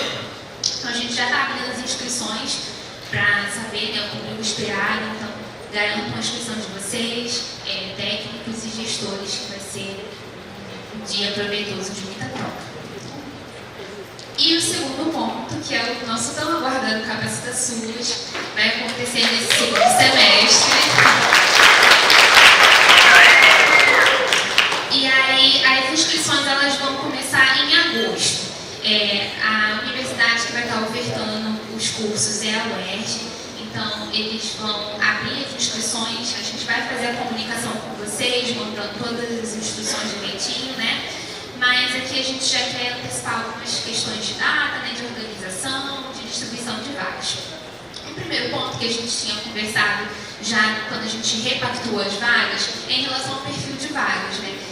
Quando a gente distribui essas vagas por municípios, os municípios acabam ficando com poucas vagas, mesmo que sejam, né, 650 vagas por curso. Então, pedir para vocês priorizarem principalmente os profissionais que são efetivos, que estão chegando na assistência, que nunca participaram do Capacita SUS, que vocês também contemplem os profissionais de nível médio, enfim, que vocês pensem nessa priorização, né, como quem serão os profissionais que vão ser enviados para participar dos cursos.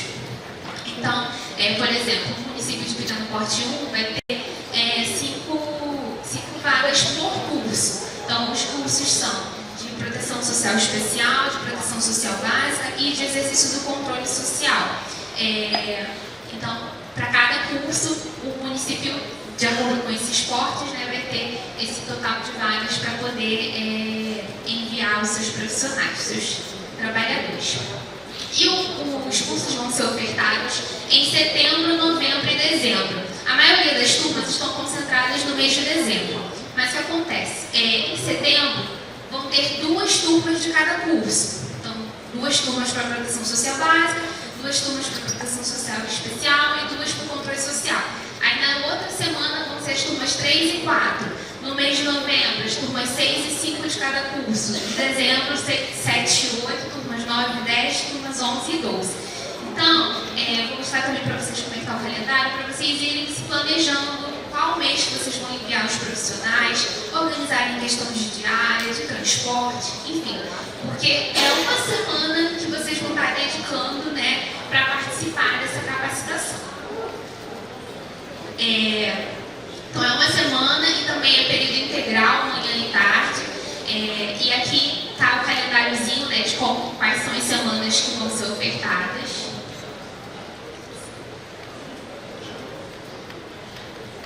Depois a gente também vai enviar, né, esses slides para vocês.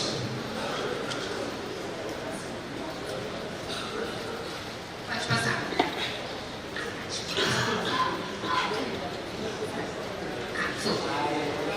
Então em setembro nós temos na semana do dia 14 ao dia 18 e do dia 21 ao dia 25.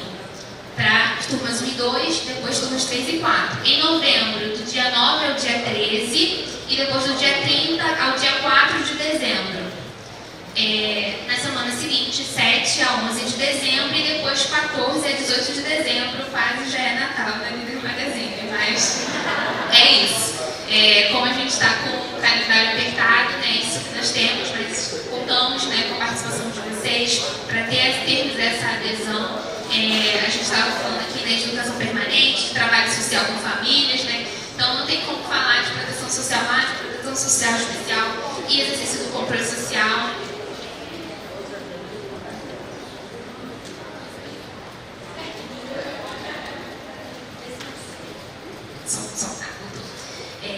Então, para a continuidade dos serviços, né, para o aperfeiçoamento dos trabalhadores, a gente precisa se dedicar até esse momento, né? Então, vocês se deslocarem para cá também já ajuda a se desconectar um pouco do trabalho, né? Ter esse momento de concentração mesmo, né? De aproveitamento dos cursos, e a gente está preparando, organizando para que os cursos sejam os melhores possíveis, né? Que seja realmente um momento significativo e proveitoso, né? Que seja capacitação, mas também trabalho, né? No sentido de refletir sobre a prática, né? De estar ali discutindo com diferentes realidades, com seus pares, enfim, estamos com muita expectativa para a realização da capacitações desse ano. É isso, pessoal, muito obrigada.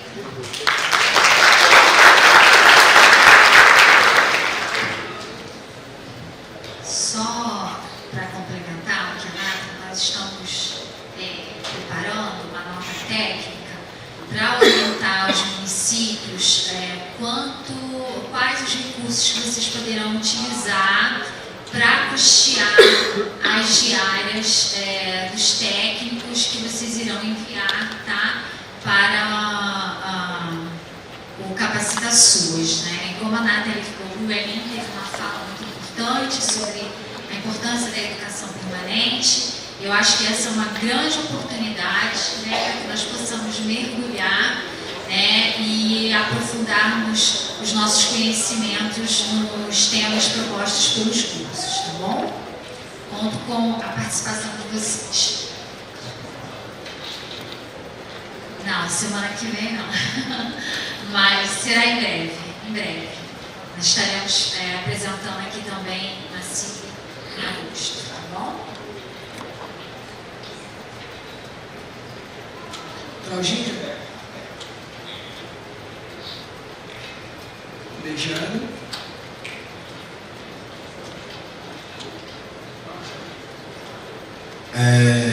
Só lembrar que a gente vai conversar com o Estado para buscar um apoio, mas nós precisamos fazer um encontro de gestores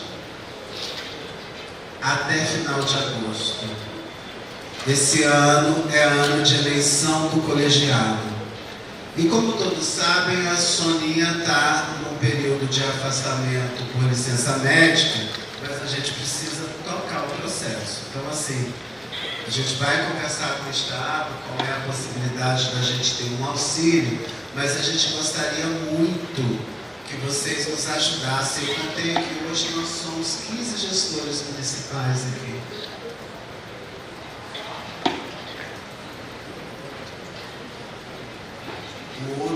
Outra parte do grupo, sem demérito, são técnicos e assessores.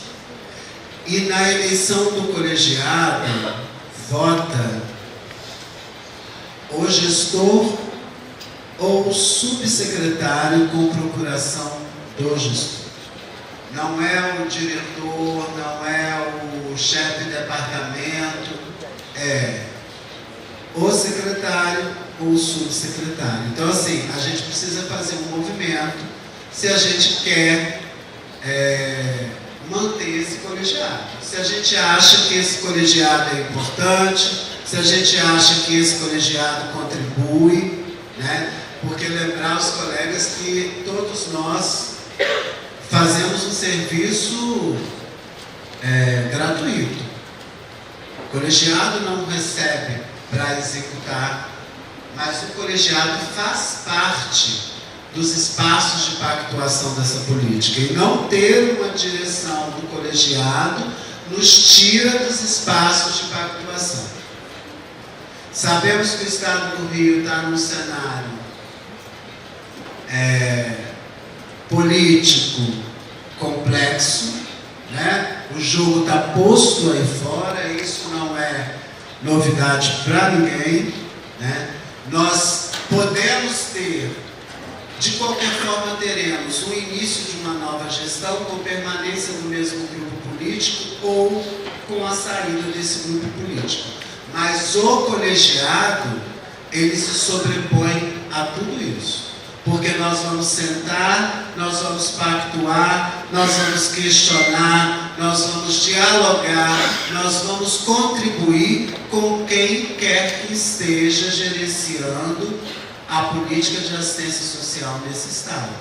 Mas para a gente fazer isso, nós precisamos cumprir o que estabelece, que é a eleição, que é o processo de formação de chapa, que é a chamada da comissão eleitoral. E aí eu peço a vocês que quando a gente definir essa data e essa dinâmica, há a possibilidade de um município sediar, a gente também tem isso, já discutimos isso em algum momento no Médio Paraíba, onde tranquilamente temos município que se dispôs, né? Cláudia está aqui, Jaqueline está aqui, Érica está aí, que são do Médio Paraíba, município que se dispôs, a gente cotiza com pasta, a gente cotiza com lápis, mas a gente faz o encontro do colegiado, porque é preciso a gente montar a comissão eleitoral e fazer a eleição desse colegiado, porque ele faz parte dos espaços de pactuação e ele é importante sim.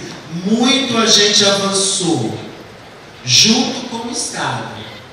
Nada do que foi posto aqui, que aprovamos sobre os regulamentos, resoluções, foi unilateral. Sempre foi em alguns momentos, muita discordância, mas foi de construção coletiva. E a gente quer fortalecer e permanecer com esse espaço, com esse diálogo. Então, eu peço aos gestores que fiquem atentos, nós vamos chamar para a Assembleia, eleição da Comissão Eleitoral, para a gente poder fazer a nova eleição desse colegiado e continuar contribuindo com o fortalecimento do SUAS no Estado do Rio de Janeiro. É isso. Muito obrigado.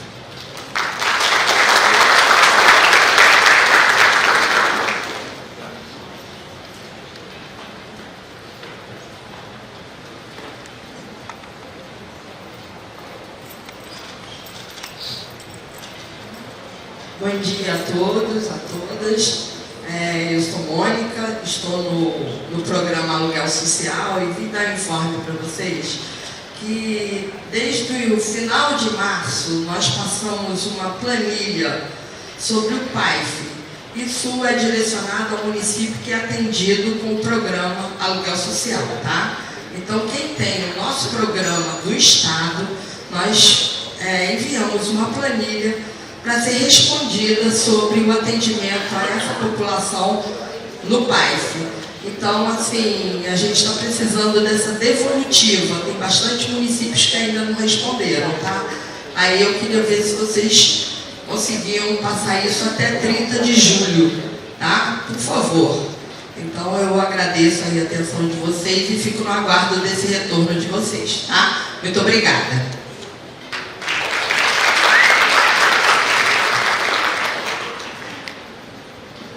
Eu vou passar a palavra aqui ao SEIS, vou chamar aqui a Gabriele, para ela fazer a entrega de alguns certificados da capacitação que foi feita no Conselho.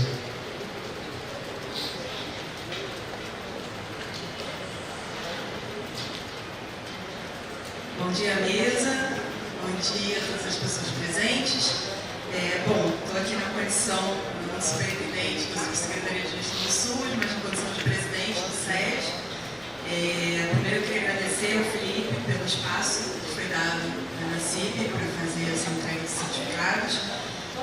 explicar por que a gente está aqui, né? Na verdade, está sendo feita uma capacitação que é destinada às secretarias executivas dos conselhos municipais e ela está sendo ofertada pela Agência Social Transformadora, AST. Eu queria chamar a Alessandra Celita aqui, que é a professora, né, desse curso, e se ofereceu, né, de forma voluntária para fazer essa capacitação.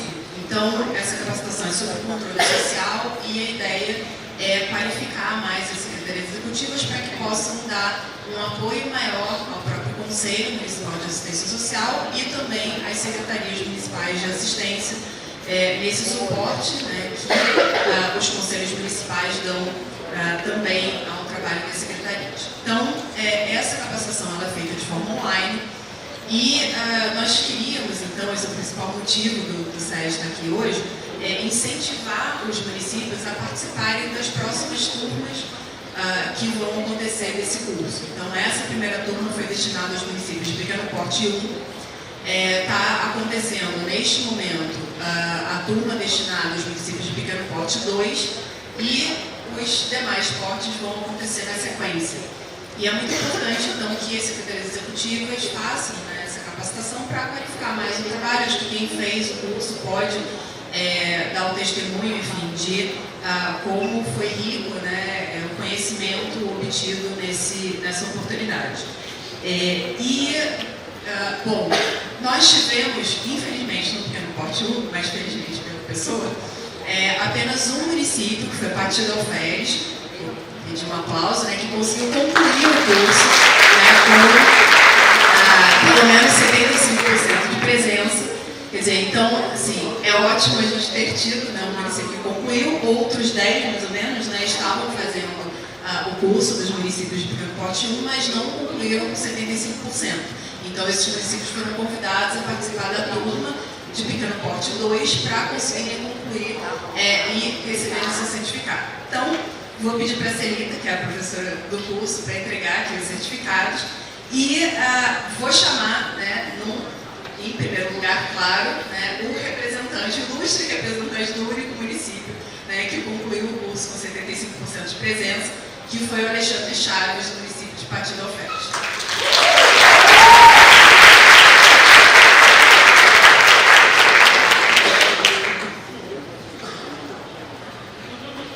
Foto.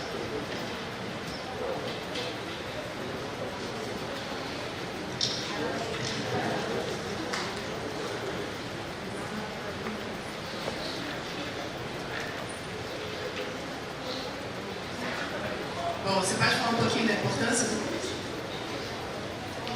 Bom dia a todos. Gostaria de agradecer a Celita, toda a equipe dela, do SES, por nos dar a oportunidade de aprender um pouco mais sobre o nosso trabalho, sobre as nossas ações nos conselhos. O curso foi assim fantástico, foi um aprendizado que vocês não imaginam, muito bom. Eu aprendi muita coisa, perturbei bastante a Celita durante o curso, eu era que mais perguntava, porque comecei a atuar esse ano na área e foi assim, foi muito bom, foi muito produtivo. Gostaria de agradecer, aprender a trabalhar de forma certa, de forma correta. Foi isso que eu aprendi no curso. Muito obrigado.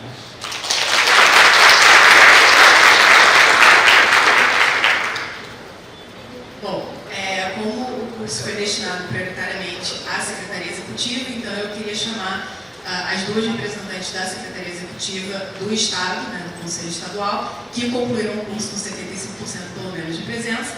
Primeiro, a Vânia Martinelli, que é a secretária executiva do Conselho Estadual.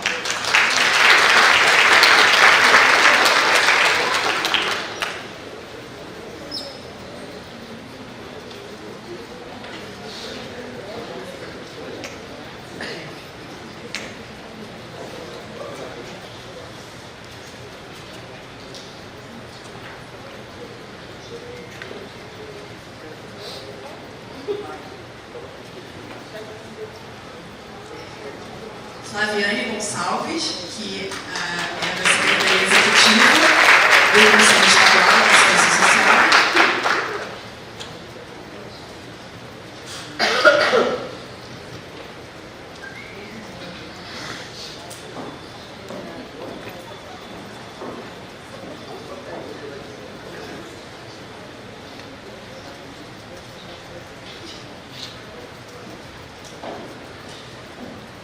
Bom, antes de chamar a próxima formanda, eu queria anunciar que a partir de agosto vão começar as capacitações também oferecidas, né, pela ST, presenciais regionalizadas para conselheiros. E aí, da mesma forma, queria incentivar e pedir aos municípios aqui presentes que levem essa informação aos seus conselheiros, tanto governamentais como não governamentais, para que participem, né, dessas capacitações regionalizadas.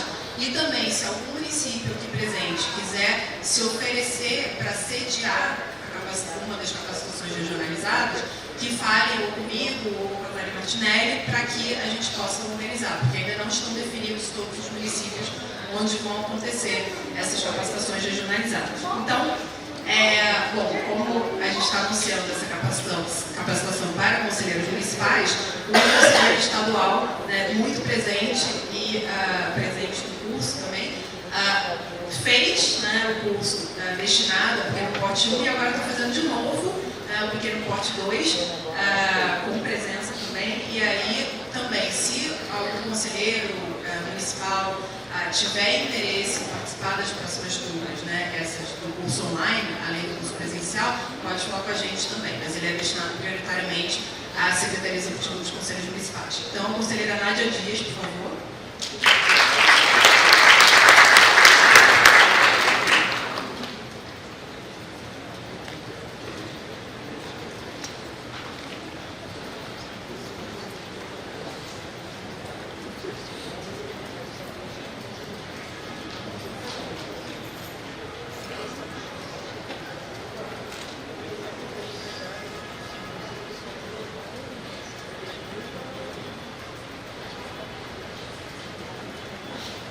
Bom, e deixei por fim, de propósito, a nossa vice-presidente do Conselho Estadual de Assistência Social e presidente emérita, presidente que estava na cadeira de presidente até agora há pouco, Dulcineia Souza, por favor, receber seu certificado.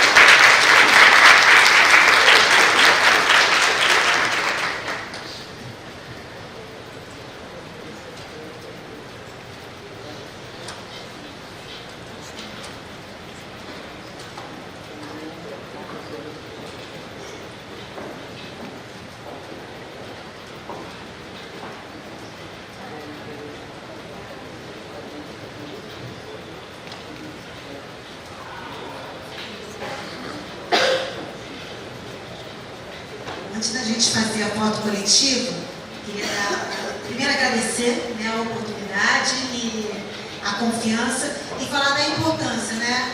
O colegiado são 2 anos, né, então as pessoas passam, mas Secretaria Executiva é memória. É importante que a Secretaria Executiva tenha formação e que permaneça, porque também não adianta a gente fazer a formação e aí eu estou falando já o que aconteceu, de fato. Então estava no ciclo, olha, eu estou me despindo porque agora estou em outro lugar. Então é como se colocasse dentro do saco que está furado. Então, estar aqui também para que a gente tenha o apoio dos gestores para que essa secretaria fique fortalecida. Porque quando chega um conselheiro novo que não sabe, quem é que vai passar a informação que vai orientar? É a Secretaria Executiva, então é muito importante fazer essa capacitação. Muito obrigada pela oportunidade.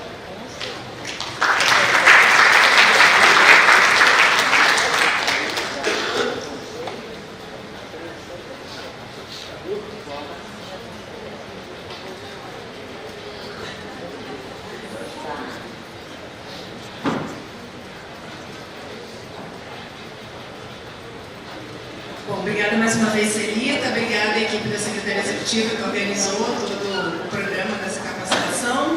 E fica então o convite para que incentivem então, suas secretarias executivas e que incentivem então, os conselheiros também a participarem das capacitações regionalizadas que acontecerão. E obrigada novamente, Felipe, pelo espaço para a gente fazer essa entrega de certificados.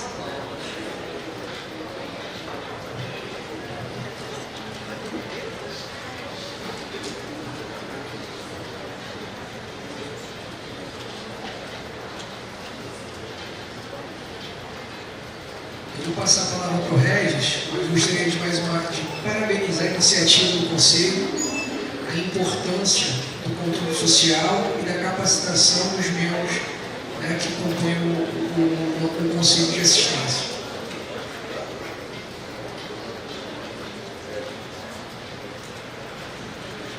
Boa tarde a todos e todas. Mais uma vez eu vou atrasar o almoço de todo mundo. Mas eu queria agradecer aqui, né, pela participação, né, nas respostas ao plano de providências. A gente teve uma participação bem boa. Só 2 municípios não responderam nenhum eixo. E a gente está em contato com os municípios, né? Não sei se tinha ficado claro das outras vezes que a gente falou, mas cada município tinha que preencher, né, por equipamento, né, por unidade que tinha no município. E a gente recebeu bastante respostas. A gente está terminando de fazer os pareceres, né, para esse encontro do dia 28. Então eu peço que vocês se inscrevam. A gente tem tido um contato muito bom, tem sido muito fácil falar com vocês. Então, novamente, obrigado, né, pela disponibilidade de todos vocês.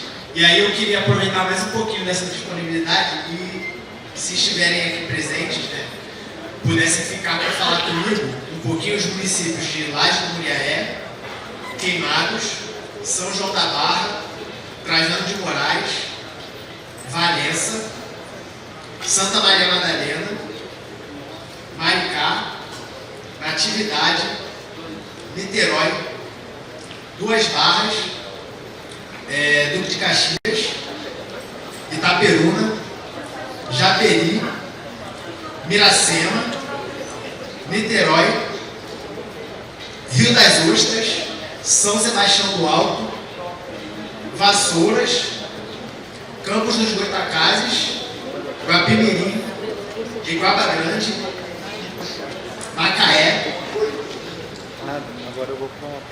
Mesquita, Miguel Pereira, Paracambi, São Fidélis, São Francisco de Itabapoana, São Gonçalo e São João de Meriti. Então, se vocês puderem me procurar agora no final, por favor. Obrigado, gente.